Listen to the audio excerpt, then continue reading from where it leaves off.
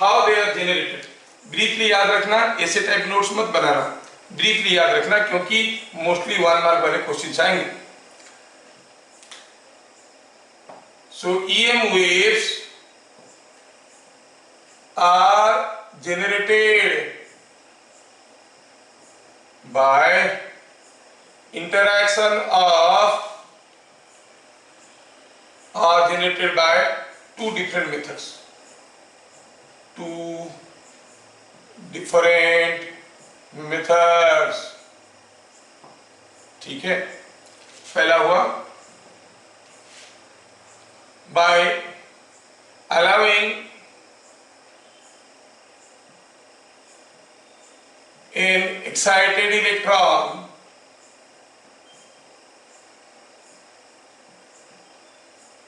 of an atom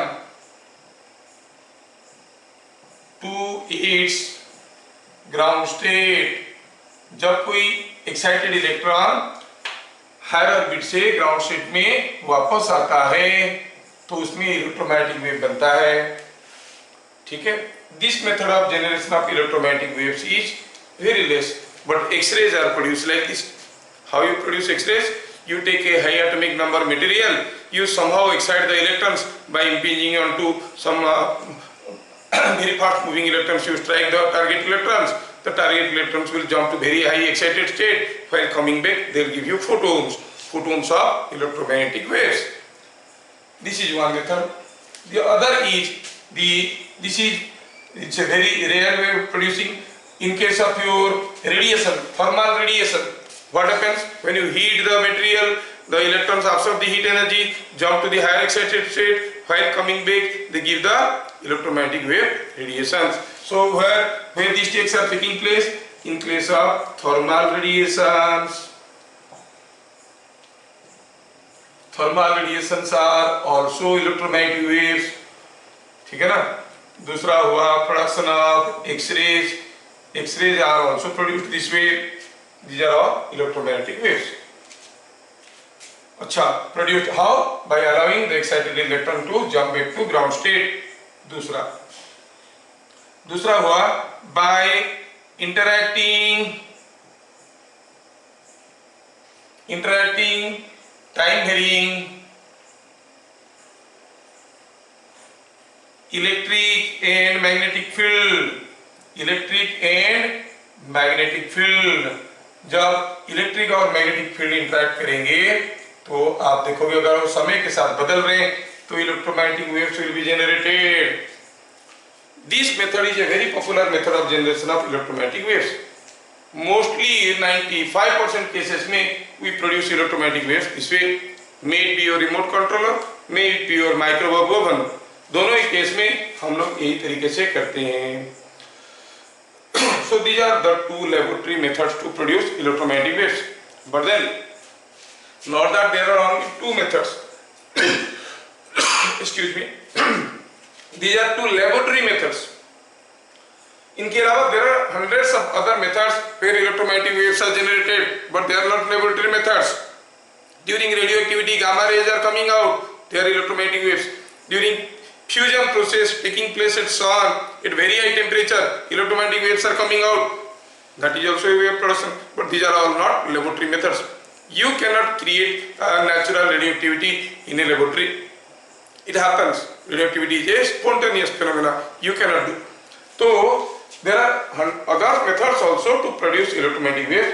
I am talking about electromagnetic waves are generated by two different methods in the laboratory। I am talking about the laboratory methods। ठीक है, तो इसमें particularly इसमें क्या आता है आपका सारा रेडियो वेव कहो, रेडियो वेव, माइक्रोवेव, है ना, माइक्रोवेव, ये सारा इसमें जनरेट होता है। लाइट वेव भी, जो सनलाइट है अलग छोड़ दो, बाकी सारा लाइट इसी तरीके से बनता है। अगर टाइम वेरिंग इलेक्ट्रिक फील्ड और मैग्नेटिक फील्ड हम यूज करेंगे तो इलेक्ट्रोमैग्नेटिक वेव बनेगा। बहुत सिंपल है। Suppose you take a capacitor and you take an inductor. Now you apply alternating current across it Now there will be electric field which will be changing with time because the polarity of the source is changing, and as the current is also changing, the magnetic field produced by this will also interact, and that will also change. So in this zone what you find, both electric field is changing, magnetic field is also changing, electromagnetic waves will be generated. तो क्या होगा, यहाँ से electromagnetic wave निकल के आएंगे. It is in the direction of E cross B. हम लोग देखेंगे B ऐसा है, E ऐसा है, तो it will in this direction. Electromagnetic waves will be coming out in this direction. अगर आप इसके सामने एक ट्यूबलाइट को ऐसे पकड़ोगे without giving any connection, you will see the tubelight starts glowing because the electromagnetic waves strike the electrons inside.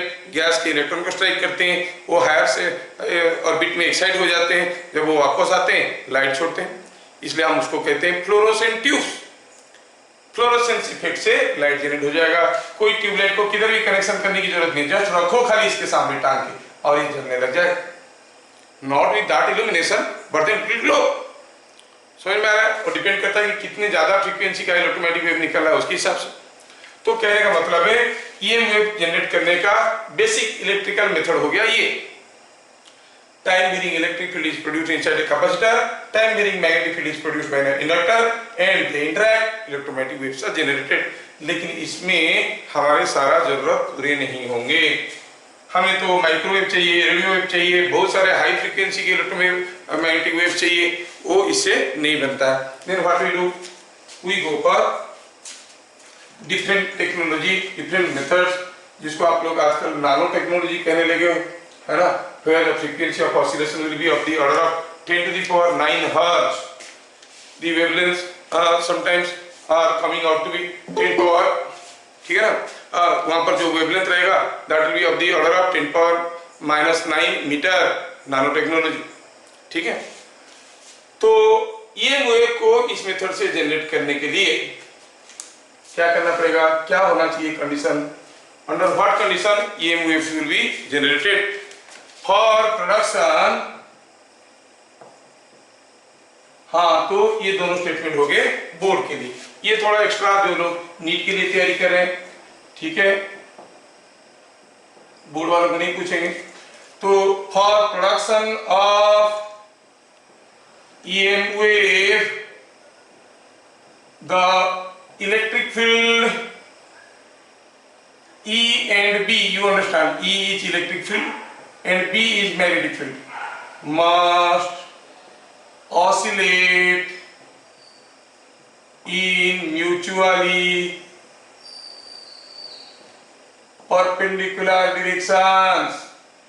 perpendicular directions, E और B mutually perpendicular direction में ऑसिलेट करना चाहिए. क्या करने के लिए, प्रोडक्शन ऑफ इलेक्ट्रोमैग्नेटिक वेव. थोड़ा सा लिखने में गड़बड़ कर दिया. अब एक पर्टिकुलर फ्रीक्वेंसी, एक पर्टिकुलर फ्रीक्वेंसी का अगर चाहिए तो, नहीं तो इलेक्ट्रोमैग्नेटिक वेव जनरेट हो रहा है, बहुत सारा फ्रीक्वेंसी का जनरेट हो रहा है, वो हमारा किसी काम का नहीं है.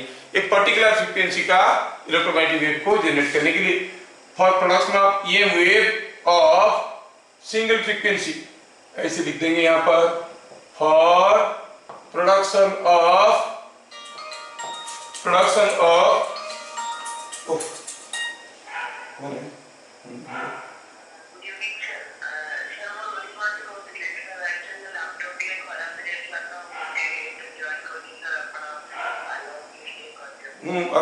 ठीक है.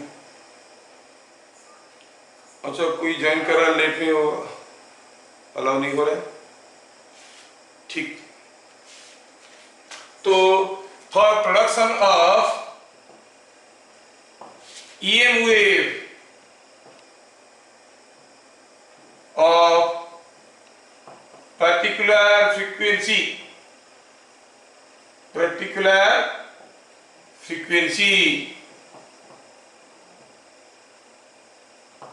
E and B must oscillate in mutually perpendicular directions.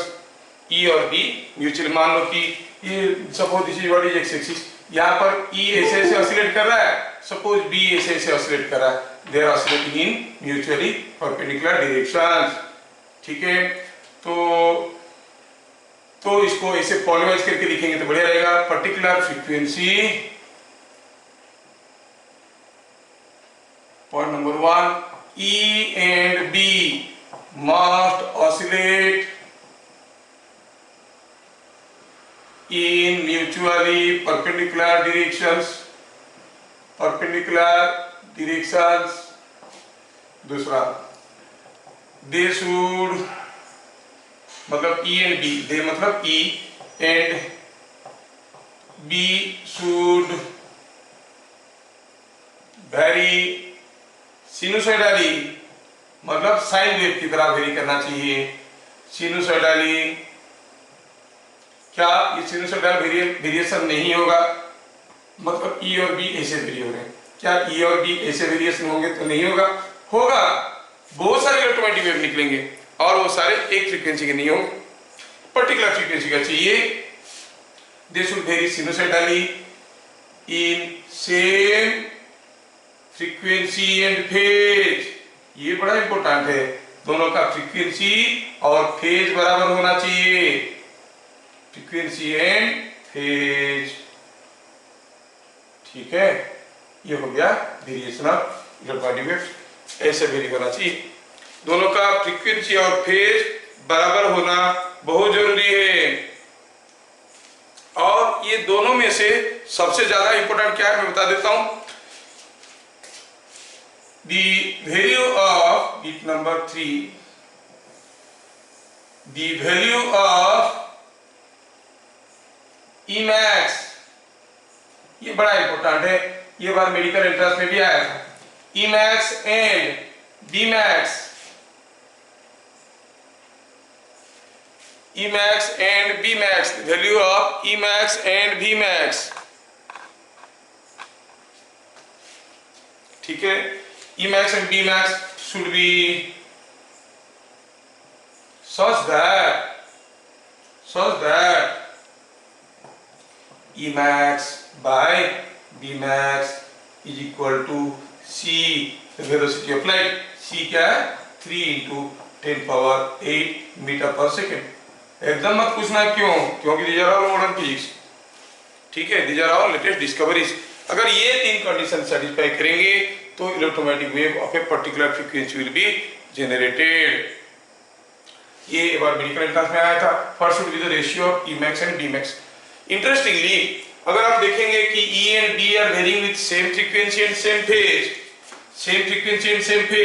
Suppose ये E का वेरिएशन हुआ, सपोज हम कहेंगे ये B का वेरिएशन हुआ, सेम फ्रीक्वेंसी और सेम फेज में हो रहे हैं, तो ये दोनों का रेशियो जो होगा, ये दोनों का भी रेशियो वही होगा, है कि नहीं?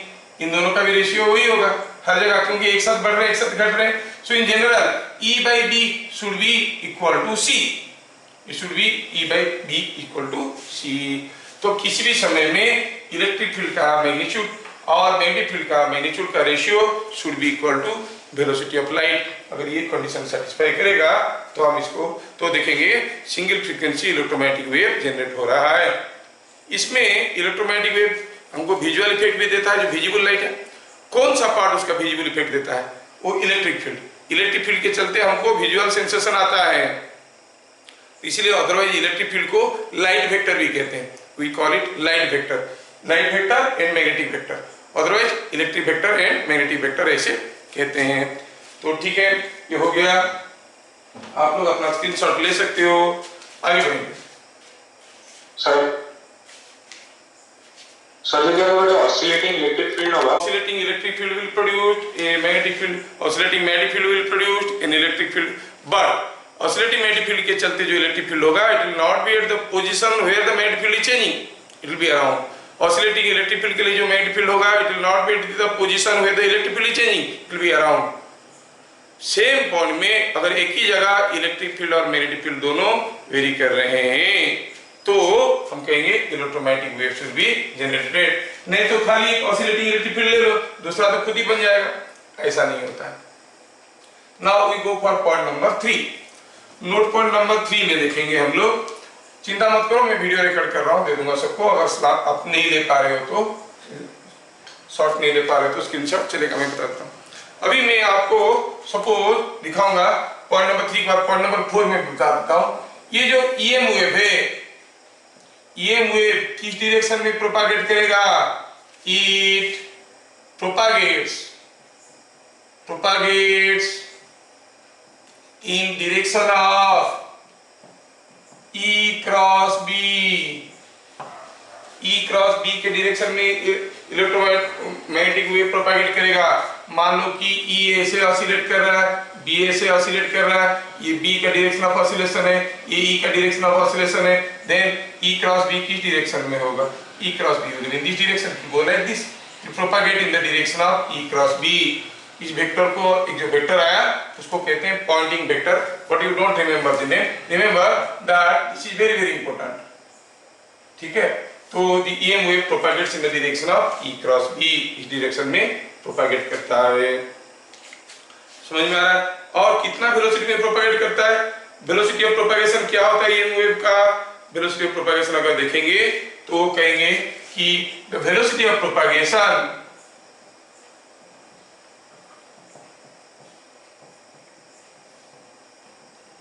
of an EM wave in a medium, कोई एक मीडियम में, is given by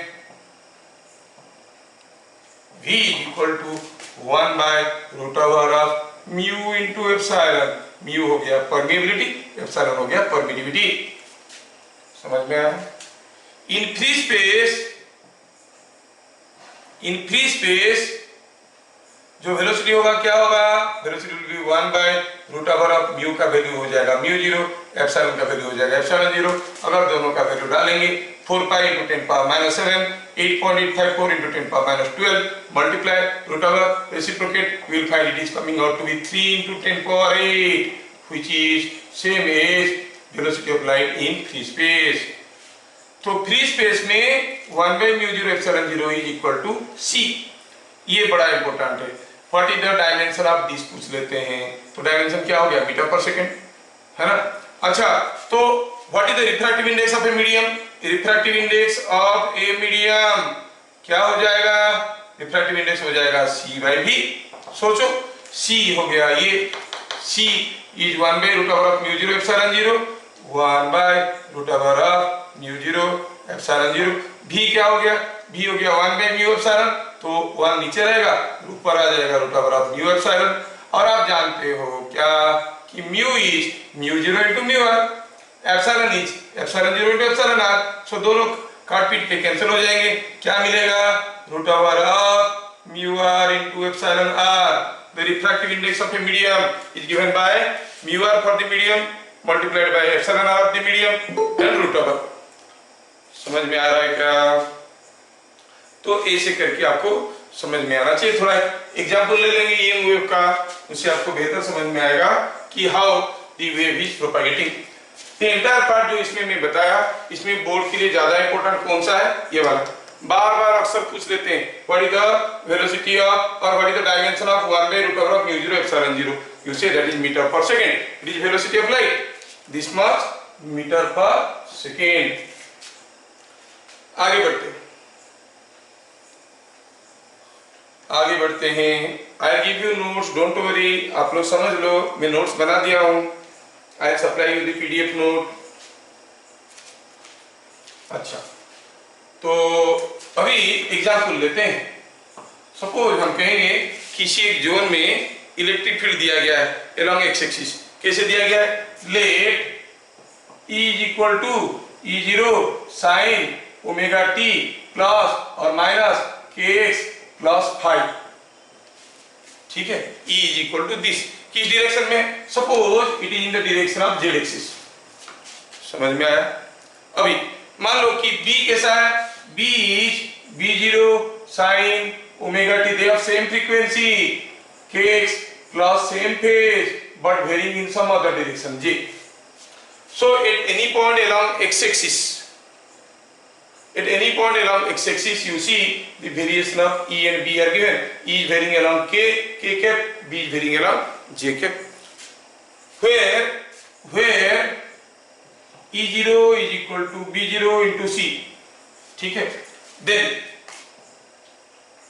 जो EM wave होगा of frequency omega same will propagate की डायरेक्शन में जाएगा। देखो तो ये एग्जाम्पलरी क्वेश्चन हो गया मेडिकल एंट्रेंस वालों के लिए, नीट वालों के लिए। की डायरेक्शन में जाएगा? E क्रॉस B, E का oscillation is along z axis, k cross j along k cap cross j cap। आप तो जानते हो k क्रॉस j cap होता है, i j k वाला फॉर्मूला आपको मालूम है, i cross j k, j cross k i, k cross i j, k cross j हो गया minus i cap, that is minus i cap। तो negative x axis में ये प्रोपागेट करने लगेगा, ठीक है।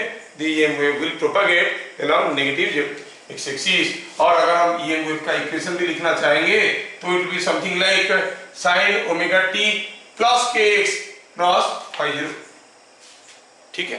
तो इलेक्ट्रोमैग्नेटिक वेव से वेव का डायरेक्शन ऐसे पता चलेगा। अगर ये देखने से क्या पता चल रहा है कि E and B are oscillating in different directions, mutually perpendicular directions. E0 और B0 में रिलेशन ये है, दोनों का फ्रीक्वेंसी और फेज बराबर है। We are talking for what? For generation of a single frequency electromagnetic wave. बहुत सारा मल्टीपल फ्रीक्वेंसी का तो किस काम का लगेगा? किसी काम का नहीं है। पर्टिकुलर फ्रीक्वेंसी इलेक्ट्रोमैग्नेटिक वेव की जरूरत है तो वी प्रोड्यूस दिस वेव। समझ में आ गया? ठीक है। अच्छा, ये जो इलेक्ट्रोमैग्नेटिक वेव है, बीट नंबर 5 देख ले, बीट नंबर 6 इसके बारे में इंपोर्टेंट देखते हैं। This electromagnetic wave carries energy, बाद में कहेंगे फोटोन, बहुत सारा तरीके से उसको रिप्रेजेंट करेंगे। EM wave carries energy,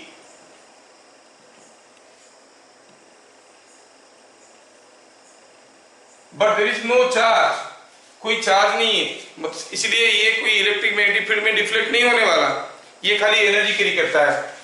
and that energy is equally shared between electric and magnetic fields, between E and B. Electric field में you know the energy per unit volume is given by half E square epsilon, formula है आपके पास। Similar magnetic field में half B square by mu ऐसे होता है।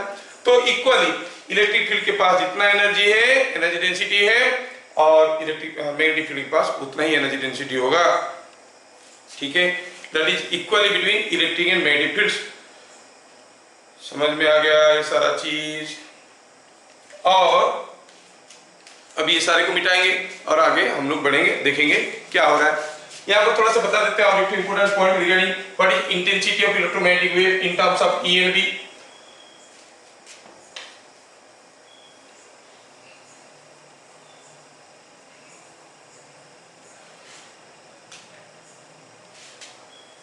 Bit number 7, intensity of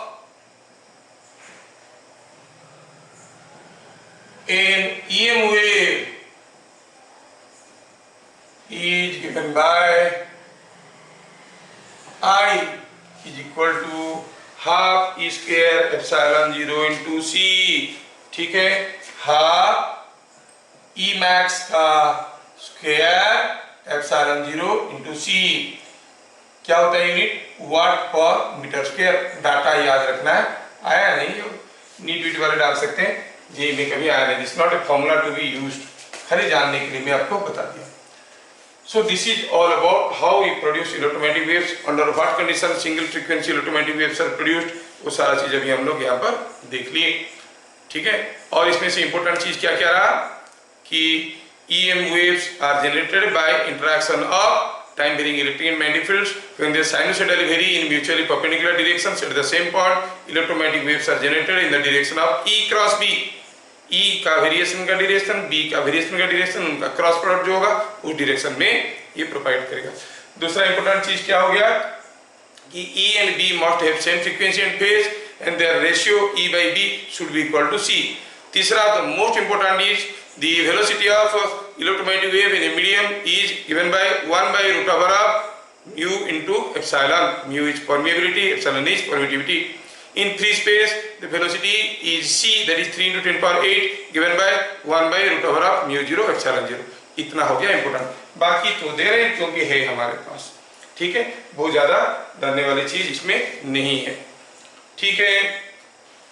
तो अभी हम EM वेव को डिटेल्स में देखेंगे, उसका इफेक्ट को, how we interpret, why we call this chapter as wave particle duality. अब ये जो इलेक्ट्रोमैग्नेटिक वेव है ना, इसके बारे में ज्यादा जानकारी किसी को भी नहीं है आज तक। Till date light is not properly interpreted. लोग लाइट के बारे में बहुत सारे कहावत रखते हैं, सबका कहावत सही लगता है एक पॉइंट में, दूसरे पॉइंट में सही नहीं लगता है, सब कुछ बदल जाता है। कोई कहता है कि लाइट का फ्रीक्वेंसी कभी नहीं बदलेगा, कॉम्पटन बोलते हैं कि हाँ फ्रीक्वेंसी बदल जाता है। देखते हैं कि कॉम्पटन की केस में लाइट का फ्रीक्वेंसी बदल गया कॉम्पटन इफेक्ट में। कोई कहते हैं कि लाइट इज ए वेव और लाइट इज ए पार्टिकल, इसलिए रिफ्लेक्ट करता है। ये लाइट आया, टकराया, रिफ्लेक्ट कर गया, जैसे कोई बॉल बाउंस कर रहा है, ठीक है ना। लेकिन ये पार्टिकल नेचर से हम इंटरफेरेंस, डिफ्रैक्शन, पोलराइजेशन को समझा नहीं पा रहे, है ना।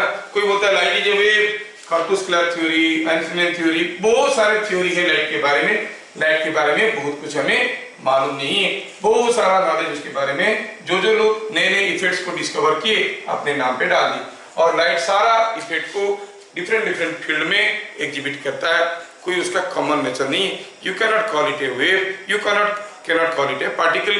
Sometimes it behaves as a particle, sometimes as a wave. That is called wave particle duality of light. ठीक है, dual nature of light.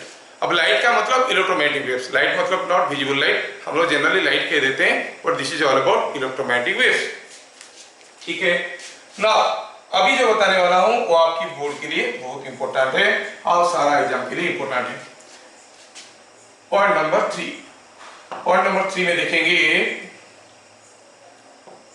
an EM wave is considered as a continuous flow of photons moving with light velocity, with velocity 3 into 10 power 8 in vacuum.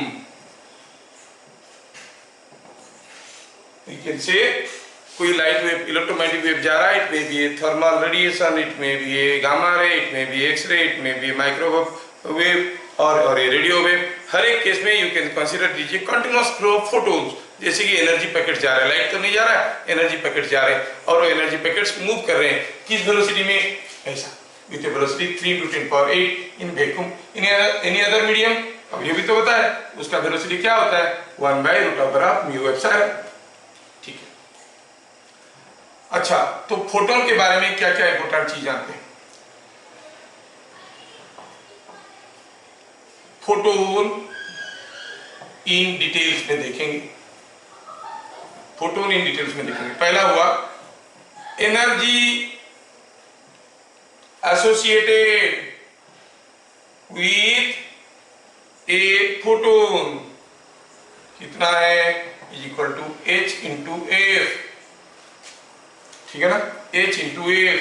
तो f क्या हो गया, f हो गया frequency, f is frequency. और इसको आप लिख सकते हो, you know c is equal to f lambda वाला फॉर्मूला तो जानते हो, velocity of wave equal to frequency to wavelength. तो आप f के जगह लिख सकते हो c by lambda, so it is hc by lambda.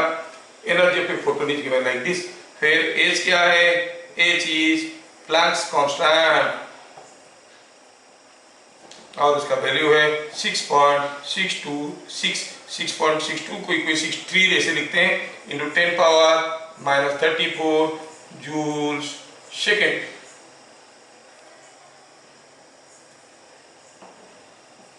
ठीक है, क्या हो गया यूनिट इसका, जूल्स इनटू सेकेंड। ये हो गया प्लैंक्स कांस्टेंट। मतलब कोई अगर आपको इलेक्ट्रोमैग्नेटिक वेव दिया हुआ है जिसका फ्रीक्वेंसी या वेवलेंथ मालूम है, very easily you can calculate what is the energy of the photon. Very important. ठीक, दूसरा हुआ रेस्ट मास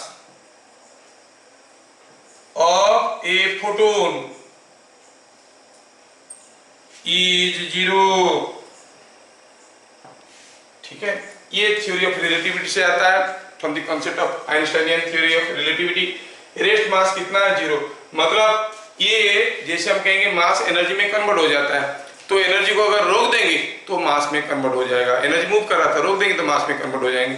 तो कह रहा है कि यहाँ पर कोई रेस्ट मास इसका नहीं है, लेकिन रिलेटिविस्टिक मास है। कहेंगे relativistic mass m of a photon is given by mc square is equal to hf और m is equal to hf by c square। Suppose इसका रिलेटिविस्टिक मास m है, तो ये हम जानते हैं आइंस्टाइन थ्योरी से, कोई मास m अगर मूव कर रहा है लाइट वेलोसिटी में, वो एनर्जी में कन्वर्ट हो जाता है। कितना एनर्जी? mc square. तो फोटोन के पास जो एनर्जी है उसको अगर हम mc स्क्वायर के साथ इक्वेट करेंगे तो हमें रिलेटिवली एक मिलेगा कि इतना मास मूव कर रहा है। What is that mass? hf by c square. This is relativistic mass. तो फोटोन मूव कर रहा है तो लगेगा कि इतना मास मूव कर रहा है। मास मूव कर रहा है मतलब it must be carrying some momentum, है कि नहीं? तो आप क्या कहेंगे 20 नंबर 4 में momentum of A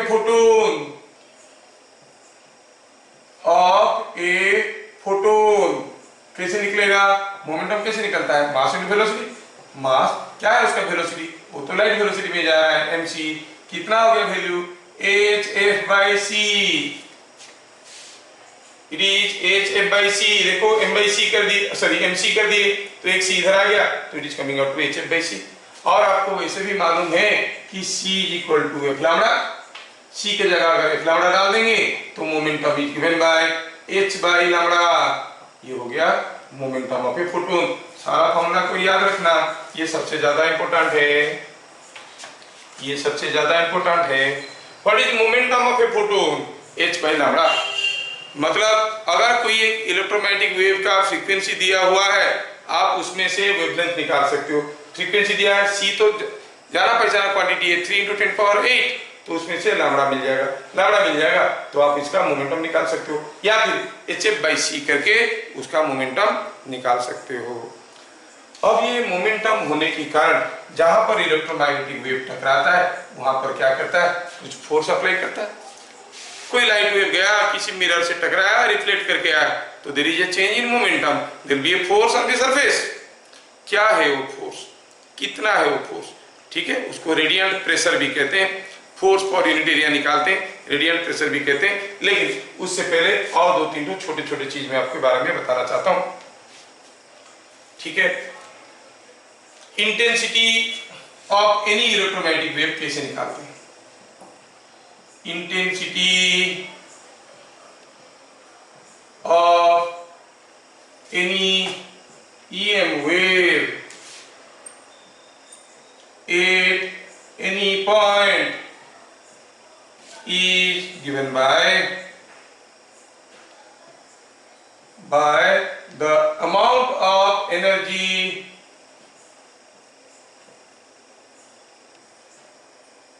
reaching per unit area per unit time at that point। जो पॉइंट में हमें इंटेंसिटी चाहिए, हमें उस पॉइंट में कितना एनर्जी पहुंच रहा है per unit area per unit time, ये हमें देखना है। That gives you the intensity. Don't worry about the screenshot and all that, I will give you the PDF as I have assured.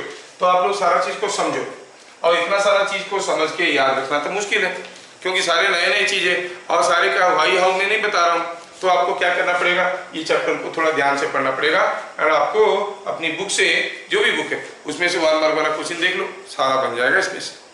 ठीक है, अच्छा ये इंटेंसिटी क्या हो गया, चलो मिटाते हैं। या फिर आप ये वीडियो को बार बार देख सकते हो, मैं आपको दे दूंगा, बार बार देखो, 1000 बार देखो, देखने की चीज है हमारा इलेक्ट्रोमैग्नेटिक वेव। जानते हो नया वाला गाना है आपको, है ना? कितने बार भी देखो समझ में आ जाएगा धीरे धीरे। पॉइंट नंबर 6 में, अच्छा एग्जाम्पल में बताते हैं व्हाट इज EM वेव का इंटेंसिटी। कोई एक वेव आ रहा है, एनी इलेक्ट्रोमैग्नेटिक वेव इधर से आ रहा है, it may be light ray, it may be X ray, it may be gamma ray. आपको पूछा क्या, बताओ what is intensity of light here और intensity of the electromagnetic wave here. First you consider a small area say of ds, तो obviously इस area पे कुछ energy पहुंच रहा है। You measure how much energy is reaching here. How much energy? जितना देर wait करेंगे उतना ज्यादा एनर्जी पहुंचेगा, क्योंकि ये तो कंटिन्यूअसली आ रहा है. You wait for dt seconds. तो DEN energy is reaching on area ds in dt seconds. So what is the intensity at point P? ये पॉइंट में इंटेंसिटी क्या होगा? How much energy is reaching per unit area? ds area में इतना पहुंचा, unit area में dn by ds, dt second में इतना पहुंचा, यूनिट टाइम में ds by dt. ठीक है ना? तो DEN by ds dt, where what is DEN? DN is energy reaching on area ds in dt seconds. हाँ, बोलने ना बोलने में एक चीज छूट गया है, आप समझ लेना कि the area is held normal to the direction of this. So I'll write more appropriately DSN. ठीक है? और normal area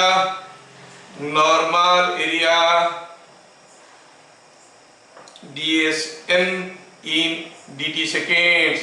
अगर ds एरिया में dt सेकेंड में इतना एनर्जी पहुंच रहा है तो इंटेंसिटी हो गया ये. अब एनर्जी होता है जूल्स में, जूल्स पर सेकेंड होता है वाट, ये एरिया हो गया मीटर स्क्वायर, तो यूनिट क्या हो गया? वाट पर मीटर स्क्वायर. तो ये जो स्टेटमेंट में आपको बताया उसका रिलेटेड सबसे इंपोर्टेंट क्वेश्चन क्या हुआ? What is unit of intensity? Board वाले question. Unit of intensity is watt per metre square. Are you getting? Electromagnetic wave intensity मतलब वाट पर मीटर स्क्वायर. बाकी चीज आपको कोई नहीं पूछेगा बोर्ड लेवल में. अच्छा, अब इंटेंसिटी के बारे में दो तीन चीज मैं बताना चाहूंगा जो मुझे थोड़ा फोटो इलेक्ट्रिक इफेक्ट की न्यूमेरिकल्स करने में थोड़ा मदद करेंगे. फोटो इलेक्ट्रिक इफेक्ट में देखो ना, कोई लाइट सोर्स को मेटल से दूर में रखेंगे, वेव गिरेगा, फोटो इलेक्ट्रॉन फिर भी इजेक्टेड, और सोर्स को दूर ले लेंगे, पास ले लेंगे, तो how the photo current will be affected? To know that we need to know something here. Point number 6. सोचिए कि यहाँ पर कोई एक सोर्स है जहां से इलेक्ट्रोमैग्नेटिक वेव निकल रहा है या लाइट निकल रहा है. सोर्स का वाटेज क्या है? W. अब जो लाइट निकल रहा है वो तो लाइट स्पीड में भाग रहा है, c स्पीड में भाग रहा है. You consider A spherical surface around it of radius r. अच्छा, ये पूरा स्फेरिकल सरफेस एरिया कितना है? 4 pi r square. How much wattage is reaching here? How much joules per second is reaching here? W watt of light is reaching here over this area. So at a distance x, if I consider a spherical area, what will the intensity here? आप कहोगे intensity यहाँ पे हो जाएगा. चलो यहाँ पे नहीं दिखाते, यहाँ पे दिखाते. What will be the intensity here? It will be watt. W watt पहुँच रहा है पूरा एरिया पे. पूरा एरिया कितना है? 4 pi x square. What is the wattage reaching per unit area? 4 pi x square. So what we observe here, that for a point source of light, point source of electromagnetic wave, intensity at any distance x is inversely proportional to square of the distance. For a point source of light or electromagnetic wave, the intensity at any distance x is given by I proportional to 1 by x square. सुनने वाले सुन लो कि for a line source the variation is 1 by x. For a point source it is 1 by x square. अगर कोई line source है उसके लिए 1 by x होता है. वो नहीं लिख पाएंगे अभी, वो ज्यादा जरूरत नहीं करवाएंगे. आप लोग ऐसे ही परेशान देख रहे हो इलेक्ट्रोमैग्नेटिक वेव देख के, है ना? तो हम लोग देख लिए इलेक्ट्रोमैग्नेटिक वेव के लिए ऐसा होता है. ये सारा गुण, ये सारे अवतार इसके पास होते हैं. ना हो गया टॉकिंग अबाउट रेडिएटेड प्रेशर. अगर मोमेंटम है, किसी बॉडी को स्ट्राइक करेगा, पक्का कुछ फोर्स देगा. चलिए कंसीडर करते हैं 7. For a purely reflecting surface, for a purely reflecting surface. ठीक है, कोई आपको डेरिवेशन नहीं पूछेगा, मैं डेरिवेशन कर रहा हूं, लेकिन आपको खाली फाइनल फॉर्मूला याद रखना है. ये एक सरफेस है, यहाँ पर लाइट पहुंच रहा है, ये ऐसे लाइट आ रहा है. कितना एरिया है? सपोज एस एरिया है. S is the area. S क्या हो गया? एरिया. एरिया ऑफ दिस और एरिया को ए ही लिखते हैं, area is a is area. Light ऐसे आया ऐसे आया ऐसे आया आके इसके ऊपर गिरा, प्योरली रिफ्लेक्टिंग सरफेस, मतलब ये गिरने के बाद रिफ्लेक्ट करेगा, ठीक है ना, गिरने के बाद रिफ्लेक्ट करेगा, ठीक है। Let n photons strike and reflect, ठीक है। क्या बता सकते हो change in momentum for one photon कितना होगा? मान लो p मोमेंटम में गया, p में वापस आया, change in momentum will B 2p, final momentum minus initial momentum, इधर जितना मोमेंटम में गया था उतने ही में ही वापस आया, initial momentum like this, final momentum like this, this minus this करेंगे, ये उल्टा होगा, जुड़ जाएगा, 2p हो जाएगा।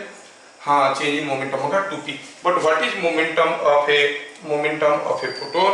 You say it is hf by c, है ना, it was hf by c, it was momentum, change in momentum of one photon। एक फोटोन स्ट्राइक किए, परफेक्टली रिफ्लेक्टिंग सरफेस है, तो change in momentum will be nhf by c।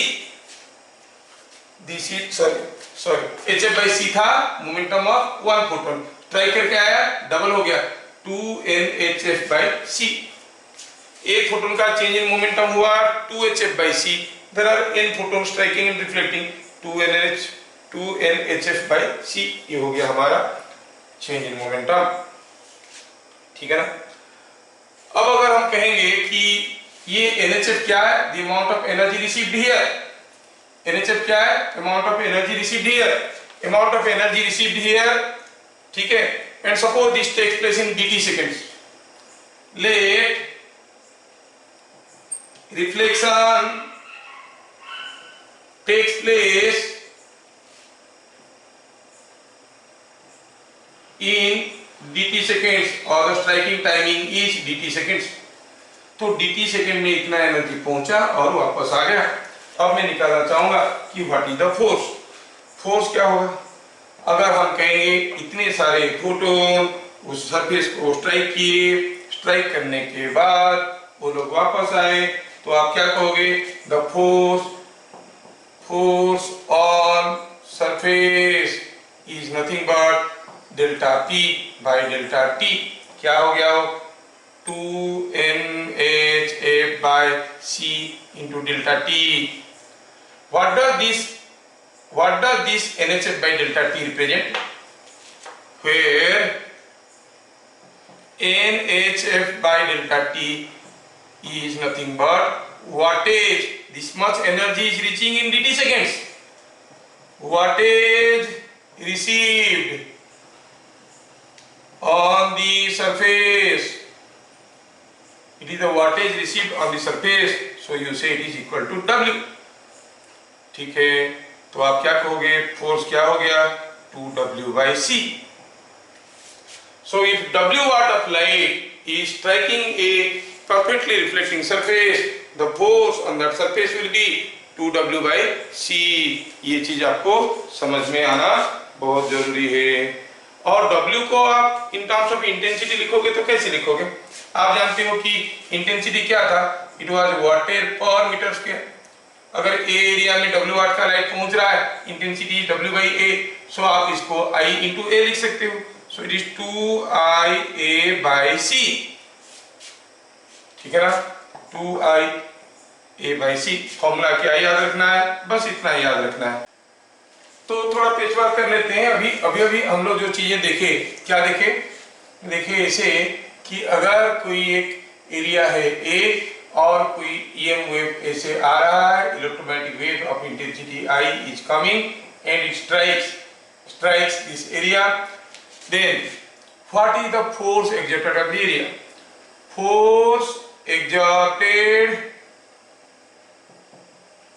on the area A is equal to, क्या देखे अभी 2IA by C। हाँ, पहले तो देखिए हम लोग 2W by C, और W को I और A में एक्सप्रेस करो तो 2IA by C। कब होता था, कैसे कब होता था? For a perfectly reflecting surface, क्या लिखेंगे? Force area A when the surface is perfectly reflecting, मतलब जो फोटोन गया, टकराया, वापस आया, जितना मोमेंटम लेके गया उतना मोमेंटम में वापस आया, चेंज इन मोमेंटम 2p हो रहा था। सोचो, for a perfectly observing surface, मतलब ऐसा सरफेस जहां पर ये गिरेगा तो ऑब्जर्व हो जाएगा। Observing surface, for a perfectly observing surface, या आप क्या कहोगे? For a perfectly observing surface क्या हो जाएगा? फोर्स। तो यहाँ पर चेंज इन मोमेंटम 2p होता था, ये 2 टर्म आ रहा था। अब intensity is reaching here, I mean light electromagnetic wave is reaching here but it is getting observed. p momentum में फोटोन आया, ऑब्जर्व हो गया, हीट बन गया, तो चेंज इन मोमेंटम क्या हुआ? p। Change in momentum is p only, जबकि पहला केस में 2p हो रहा था। तो इस केस में फोर्स क्या हो जाएगा? W/c, और you say it is IA/c। बस ध्यान रखने वाली चीज ये है कि A is area perpendicular to direction of wave, wave का प्रोपागेशन का डायरेक्शन को परपेंडिकुलर होना चाहिए। मैं एक एग्जांपल देता हूं यहाँ पर। Suppose this is what is a sphere, say of radius r, ठीक है, say light of intensity I is incident on it. Considering the sphere to be perfectly reflecting one, find force exerted by light of intensity I on it। हाँ, तो formula तो हमारे पास directly है, perfectly reflecting surface होने से force होता है 2IA/c।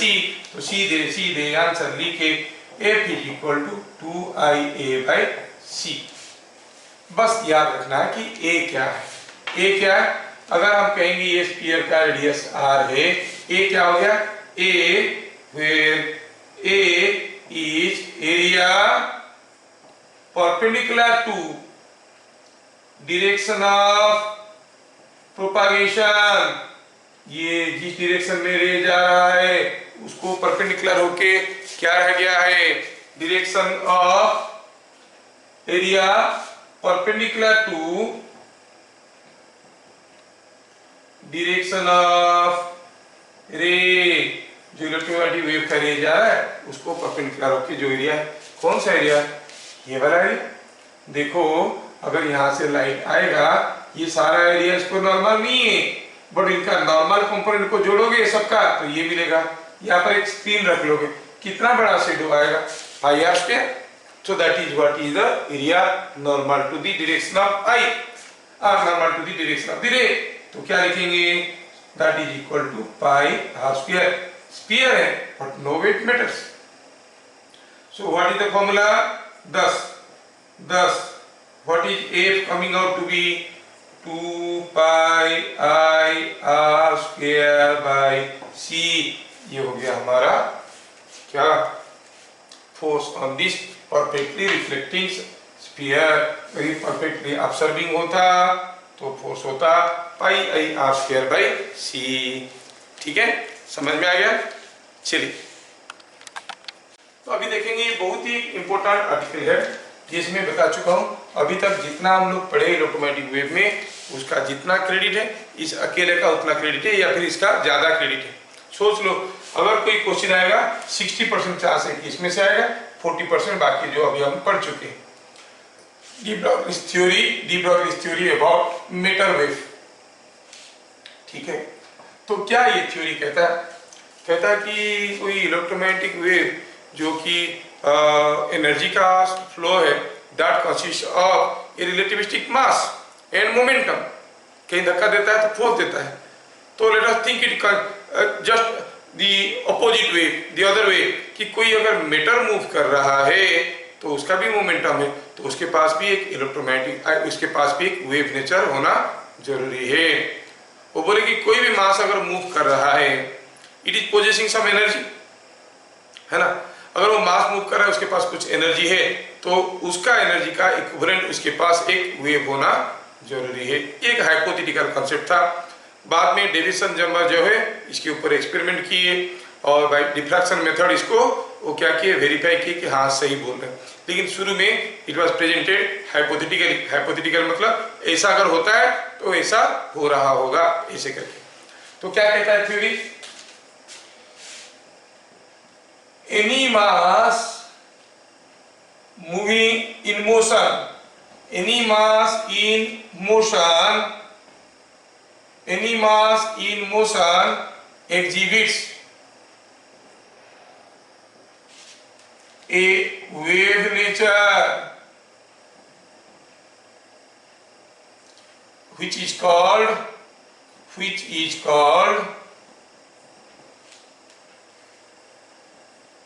matter wave। ठीक है, कोई मास अगर मोशन में है, उसके पास एक वेव इनबिल्ट है। दी वेवलेंथ ऑफ, और ये जो वेवलेंथ है क्या है, कोई अगर वेव है तो उसका वेवलेंथ होगा, फ्रीक्वेंसी होगा। The wavelength of a matter wave is given by, कैसे, lambda is equal to H by P. P क्या हो गया, मोमेंटम ऑफ द बॉडी, और एच क्या हो गया, ये तो आप जानते हो, 6.62 इंटू 10⁻−34 प्लैंक्स कांस्टेंट है, जूल्स सेकेंड। ठीक है, तो ये कहां से उनके मुंह में, सर पे, दिमाग पे, माइंड में इतना सारा उल्टा पुल्टा चीज है। He just borrowed this idea from the momentum of a photon. Photon का मोमेंटम क्या था भाई, mc स्क्वायर था hf, तो मोमेंटम हो गया mass into velocity, hf by c was f lambda, so it was h by lambda. तो इसी से बोले फोटोन का मोमेंटम अगर कोई वेवलेंथ रखता है, कोई भी बॉडी का मोमेंटम कुछ वेवलेंथ रखेगा, तो इसको अगर हम मोमेंटम कहेंगे तो ए लैम्डा क्या हो गया, h बाई p, तो ऐसे बोले। And this wavelength is called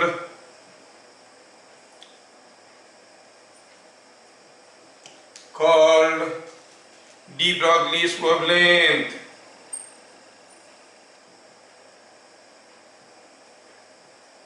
So for any matter in motion you can find out de Broglie wavelength। Simple सा, कोई मास m v वेलोसिटी में जा रहा है, क्या उसके पास वेव है? हाँ है। कितना है उसका wavelength? It is h by mv। Simple है ना। यहां पर देखेंगे तीसरा चीज जो कि रेगुलरली आता है, if an electron is accelerated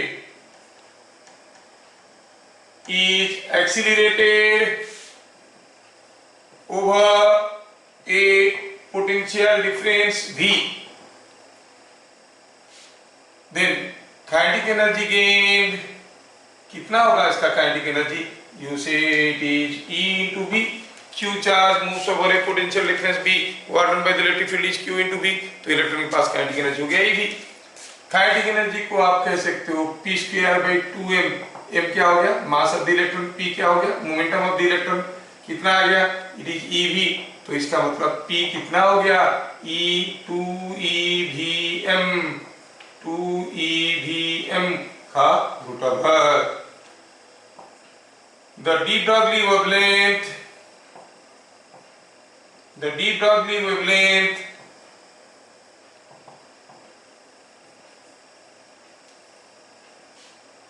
associated is given by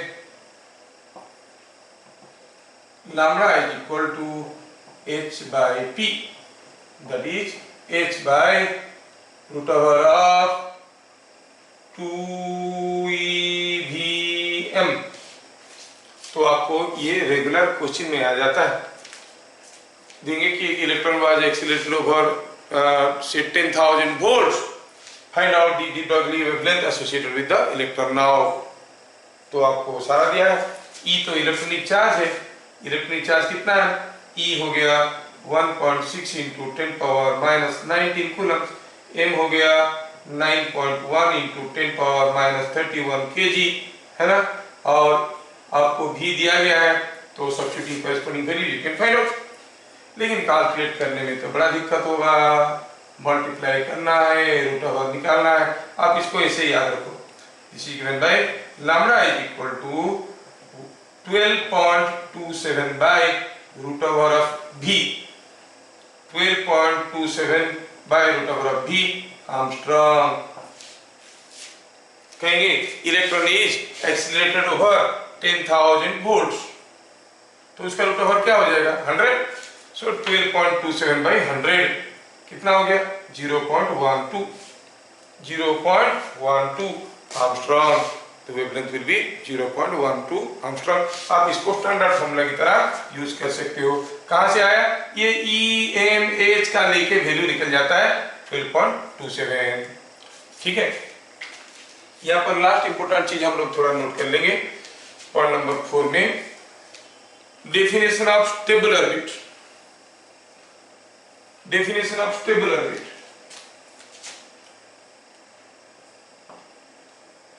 Definition of stable orbit।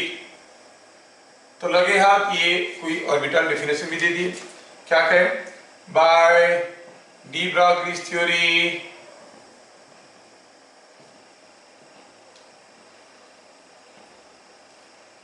an orbit is said to be a stable orbit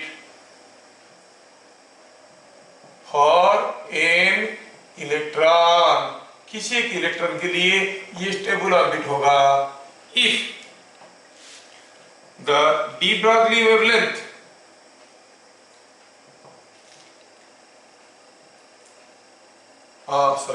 the length of the orbit, the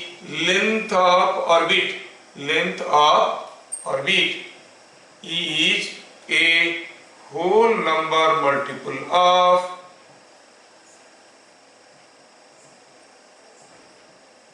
the de Broglie wavelength। ये definition बार बार आता है, wavelength associated with the electron।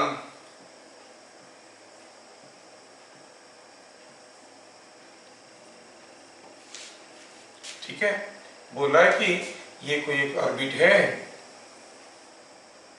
और ये orbit में कोई electron जा रहा है, इलेक्ट्रॉन मूव कर रहा है, तो उसके पास एक वेवलेंथ है। अगर उस वेवलेंथ के ऊपर इसको ऊपर ऐसे ऐसे करके ड्रॉ करेंगे तो it should be a whole number multiple of the electronic wavelength. मतलब ये पूरा लेंथ जो है some whole number multiple of lambda होना चाहिए। ये देखो whole number multiple of lambda हो गया। इस पर्टिकुलर केस में देखेंगे तो ये एक वेवलेंथ है 1 2 3 4 5 6 7 8, so this orbit is 8 times the lambda. तो ऐसा एक whole number multiple of lambda होना चाहिए। कौन बोले, डी ब्रॉग्ली बोले। तो एग्जाम में क्या आएगा, define give the definition of A stable orbit is given by de Broglie and verify the statement, this statement is correct, इसको वेरीफाई करना है। Point number 5, the last point है questions, verification of definition by Bohr's theory। ठीक है, bore theory से verify करने की कोशिश करेंगे। you know, by Bohr's theory,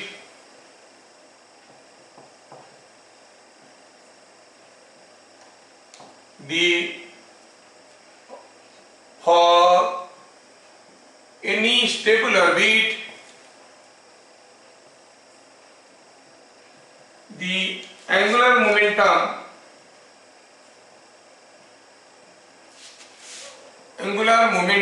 of electron in the orbit must be a whole number multiple of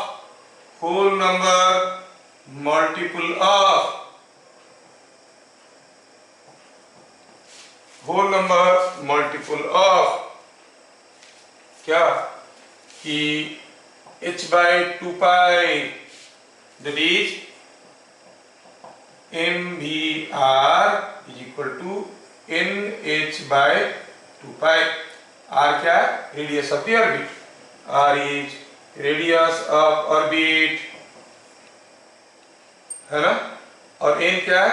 whole number, कोई एक whole number h by 2 pi सब बराबर होना चाहिए. यहाँ पर ये क्या बोल रहे हैं कि अगर ये ऐसे मूव कर रहा है तो लेंथ ऑफ द ऑर्बिट मतलब 2 pi r must be equal to n lambda. तो ये बोल रहे हैं 2 pi r is equal to n lambda. वो कुछ बोल रहे हैं कि this whole length of the orbit must be a whole number multiple of de Broglie wavelength. वहां पर कुछ ऐसे आ रहा है. तो चलो देखते हैं. अगर इलेक्ट्रॉन मूव कर रहा है, एंगुलर मोमेंटम है mvr, तो mv को आप क्या कहोगे? mv को आप कहोगे 2 pi r. क्या मिला देखो तो 2 pi r, ये 2 pi किधर गया? mv को इधर डिवाइड कर दो, nv it is nh by mv. But h by mv क्या होता है? डी ब्रॉगली स्टेटमेंट क्या था? h by p होता है de Broglie wavelength. So it is coming out to be n lambda because lambda is h by p. तो क्या देखे मिला? 2 pi r is equal to n lambda. So verified. De Broglie theory is verified. समझ में आ गया? तो आपको electromagnetic wave का इंटायर थ्योरी में यहाँ पे खत्म कर लिया. ज़्यादा इसके न्यूमेरिकल पे ध्यान मत दीजिए. इसमें थ्योरेटिकल 1 मार्क वाला क्वेश्चन देखिए बोर्ड के लिए. नीट वालों के लिए भी मोस्टली थ्योरेटिकल क्वेश्चंस आते हैं. जो छोटे छोटे न्यूमेरिकल्स आते हैं मैं इसको सेपरेट क्लास में प्रेजेंट करूंगा इसको करके. Okay, all the best.